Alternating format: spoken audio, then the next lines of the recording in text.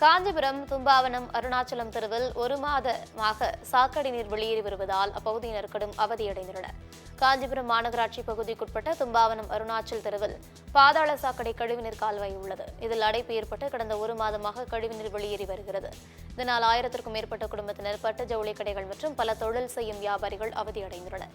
அது மட்டுமின்றி பகுதியில் அங்கன்வாடி மையம் உள்ளதால் ஏராளமான குழந்தைகளும் நோய் தொற்றால் பாதிக்கப்படும் சூழல் உருவாகியுள்ளது.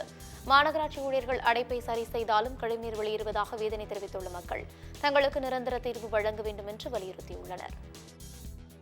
எங்களாண்ட கேட்குறாங்க, ஏங்க இது மாநகராட்சி சொல்லக்கூடாதான்ட்டு. நாங்கள் மாநகராட்சியெல்லாம் சொல்லி பார்த்துட்டோம். பெரிய பெரிய ஆளுங்களாண்டெல்லாம் சொல்லி பார்த்துட்டோம். யாரும் எந்த நடவடிக்கை எடுக்கலை. இதனால் எங்களுக்கே தலைவலி வருது, உட்கார முடியல, சும்மல் அதிகமாக இருக்குது, சாப்பிட முடியல.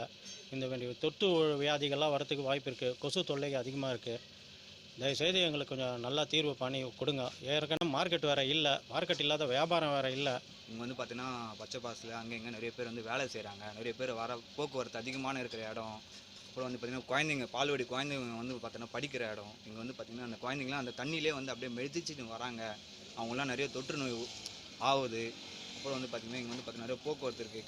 கடை இதுமாதிரி கடை வச்சுருக்கோம். ஒருத்தர் யாரும் கஸ்டமர் வர மாட்றாங்க, வராங்க அப்படியே நின்றுட்டு அப்படியே போயிடுறாங்க.